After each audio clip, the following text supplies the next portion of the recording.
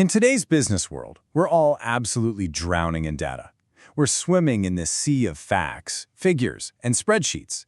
But what if the real key to making your message land, to making it truly heard, wasn't more data, but just a better story? Well, in this explainer, we're going to dive into the superpower of business storytelling. No, seriously, take a second and think about it. Not the one you saw yesterday, but maybe one from a few weeks ago. What actually stuck with you? Was it the specific numbers, the bullet points, the charts, or was it something else? I'm willing to bet good money you don't remember that super dense pie chart on slide 27. But what if the presenter told a quick 2-minute story about a real customer in Bangalore, their struggle, and how they finally succeeded? You'd remember that, right?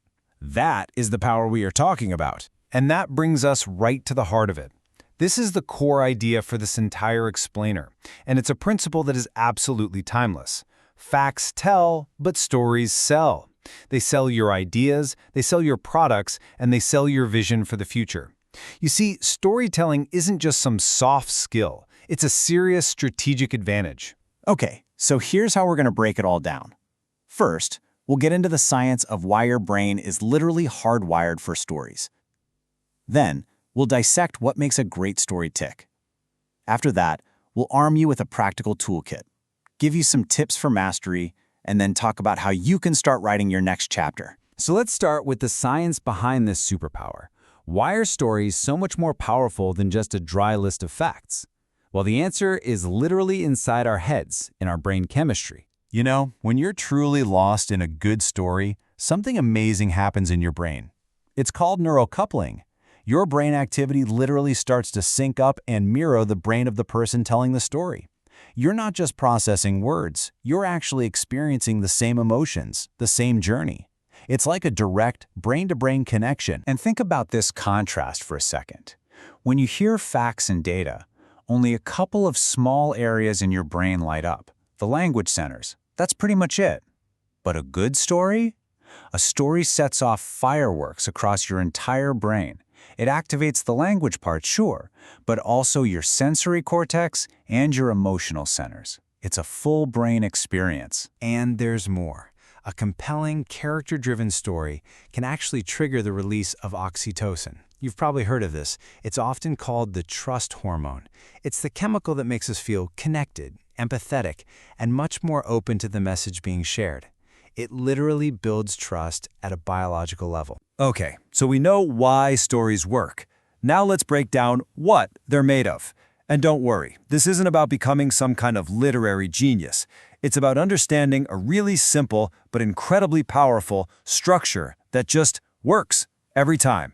Every great story you've ever heard, whether it's a Hollywood blockbuster or a killer sales pitch, really just boils down to these 3 things: a relatable hero, a clear conflict, and a real transformation.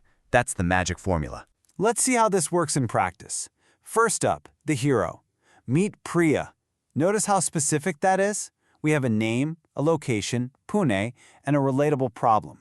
She's not just a user or some abstract concept. Priya is a real person we can instantly start to picture. Next, you need conflict. This is the engine of the story. If there's no problem, there's no interest. And notice, Priya's conflict isn't just about losing time, it's about the feeling, the dread, the stress. That emotion is what makes the conflict so compelling. And finally, this is the crucial payoff, the transformation. It's not just that she solved her problem. Her whole world has changed. She's less stressed, she's got more time, and her business is actually growing because of it. That result, that's the so what of the story. All right, let's get really practical and look at how all this builds into some frameworks that you can start using like today. Think of these as your go-to templates for crafting your own stories. First up is the before and after bridge. This one is perfect for sales and marketing. You start by painting a really vivid picture of the before state, that world of frustration and pain your customer is stuck in. Then you contrast it with the after, the ideal world where that pain is gone and they're successful. So, how do they get from that painful before to that amazing after? Well, that's where you come in. Your product, your service, your idea. That is the bridge. You're not just selling features, you're showing them that you are the essential link that makes their transformation possible. The second framework is the origin story. Look, people don't just buy what you do, they buy why you do it. Tell them about that initial spark, that aha moment when you realized there had to be a better way. Talk about the struggle you overcame to build your solution, and share the core mission that gets you out of bed every morning. That builds a ton of trust and authenticity. And third, for all the leaders out there, there's the vision story. Don't just give your team a bunch of numbers and targets, give them a destination. Paint a picture so vivid it feels like a postcard from the future. Describe exactly what success looks like, what it feels like, so everyone gets excited and pulls in the same direction to get there. Okay, so you've got the science and you've got the frameworks. Now let's wrap this up with a few rapid-fire tips to really sharpen your skills and help you on your way to becoming a master storyteller. First, know your audience. Always. Tailor your story to them. Second, keep your language simple. Ditch the corporate jargon. Third, bring the senses into it. Don't just say a customer was happy, describe their smile. Fourth, remember, data is the supporting actor, not the star of the show. And finally, and this might be the most important rule of all, have one single clear message. Don't try to say 10 things, say one thing really, really well. Whew! We have covered a lot, from brain science all the way to practical frameworks. So now, it's time to think about your next chapter. How are you going to put these powerful tools to work? Because here's the bottom line.